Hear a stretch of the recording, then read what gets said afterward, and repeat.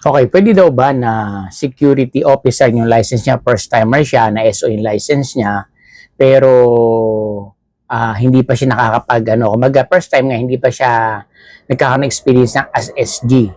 So, pwede ba siya pumasok agad ng SO? Okay, ito yung pag-uusapan nating tanong ng ating followers. Sabi po niya is, ganito yung tanong niya sa atin. Ito po yung tanong niya. Okay, ito yung tanong niya. Sir, pwedeng mag-ask, license ko po is security officer. No experience, first timer sa security industry. Pero graduate po ako ng criminology. Po sir, pwede po ba mag-apply agad ng SO? Okay.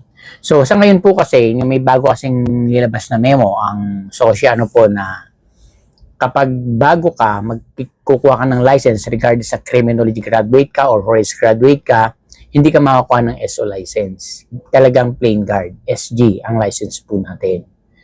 Kasi nga naman, unang-una, talagang hindi ganun kadali ang maging isang officer. Sabihin natin, it is a title, pero hindi naman ganun lang na para, alam nyo na ibig natin sabihin, ano po, dapat dumadaan ka talaga sa true process.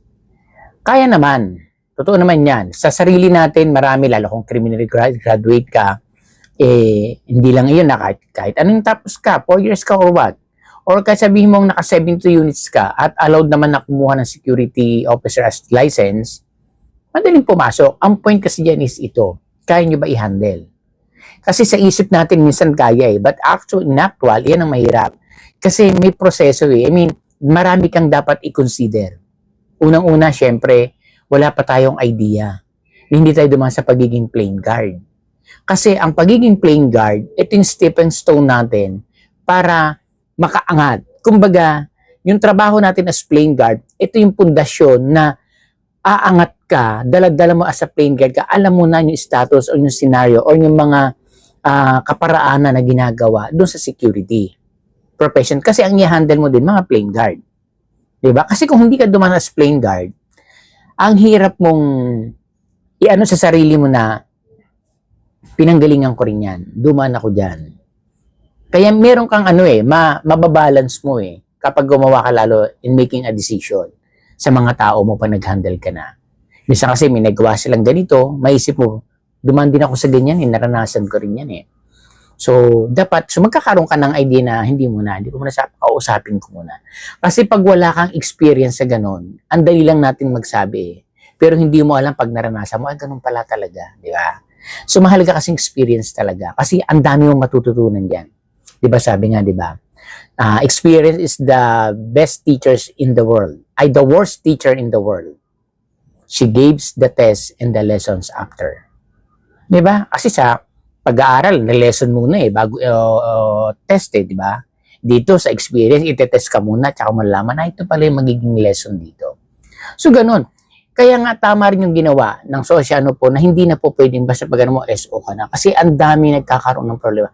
Hindi nakakatulong tuloy Kasi bakit? Siyempre, pag nag-SO ka, pumalpak ka, ilang linggo ka pa lang, tanggal na, napalitan ka. Kaya nga, madami talagang hindi natin inaano po. Madaming mga naging officer sa security profession na hindi ganun katatag.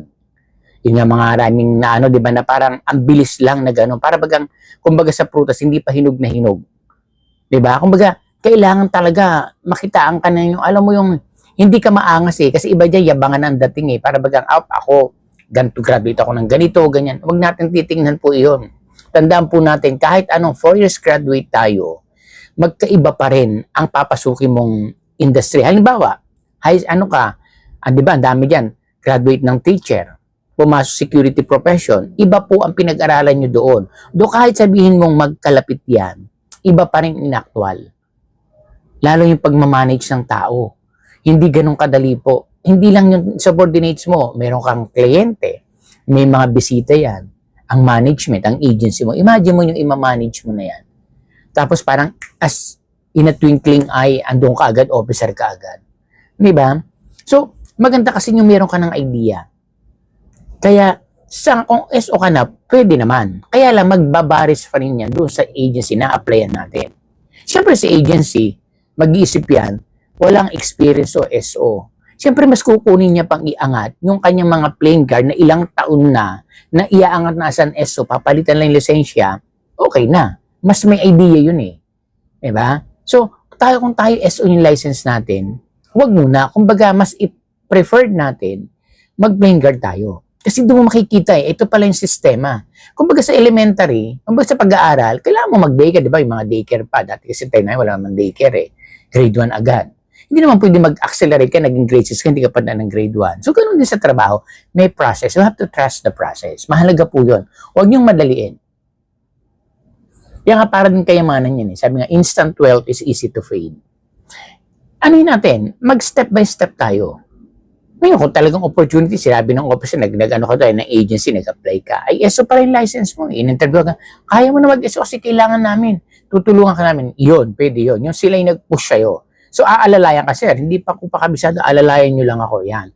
Pero i-insist mo na ikaw, pwede naman yan. Kaya lang, magbe-varies pa rin nga sa agency. Siyempre, kahit kung sinabi na, siyempre, iisipin nila, ala pa experience. So, yung dadala mong client, hindi biro. Pag pumalpak ang officer dyan, natanggal ang kontrata, siyempre, officer ang nakaano dyan. Wala na. Magkakaproblema tayo doon. So, ano po, kaya, tandaan po natin na, pag ESO ang license, pwede kayong agad pumasok ng officer, pwede rin mag-plane guard. Kasi iba dyan, ESO ako, ba't ako mag-plane guard? ESO yung license ko. Pwede po. ESO yung license mo, mag-plane guard ka, pwede naman. Kaya nga lang, hindi ka pwedeng magsuot ng uniforme ng officer kasi ang title mo sa trabaho mo is plane guard. Nakuha po natin kasi yun ang ibinigay sa inyo ng agency as a security guard. So, kung ano yung uniform ng guard, doon ka na-assign, yun ay susuot mo. At hindi rin pwedeng iangas na sa mga kasama mo na ESO yung license ko, ganito, hindi. Kasi, ibig sabihin, pantay kayo. Doon yung license magkaiba, kaya lang yung knowledge, yung kaalaman. Yun dapat ang titingnan hindi naman yung documents mo eh. Ikaw man halimbawa, di ba? Applicant, officer ang tapos first time yan, mag-iisip ka din as an owner of the agency. May mga guard na akong mahuhusay na naandyan na nakalay na sa meso. Na lang namin yung license nila. Papa-SO na lang. So, officer na. Ganun po yun.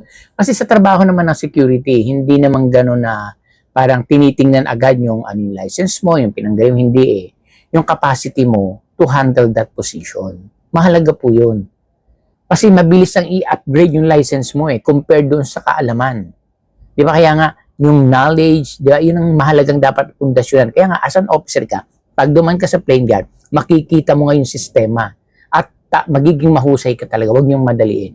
Kung dyan na kayo malilinya sa security profession, trust the process. Sigurado, lalago, huhusay kayo at makikita ninyo, mauunawaan yung mga nangyayari sa mga paligid ninyo na pag nag-decision making ka, sigurado, hindi ka magkamali man, light lang, pero mape-perfect mo na, dapat ganito. Kasi, dinanas ko yan. Ito yung consequences dyan. Ganun po talaga. Kasi, ako rin duman sa pagiging plane guard lahat, kumbaga nakita ko din sistema. Hindi tayo nagyayabang natin, inaangat yung sarili natin. Malalaman mo kung paano ka mag-decide.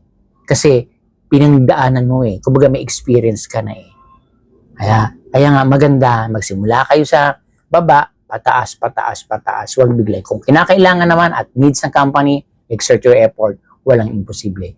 Pero mas masarap pa rin at maayos pa din kung dadaan tayo sa process. So maraming salamat. I hope po nakatulong po ito sa guard na nagtanong po sa atin. Kaya mo yan, sir. Trust the process. And then, mag-aaral ka, matuto ka dyan sa sisimulan mo. Kung magpiplane ka, marami ka matutunan dyan. At yung mga natututunan mo dyan, dagdagan mo pa. Like ko sinasabi palagi kasi, nalamang ang may alam.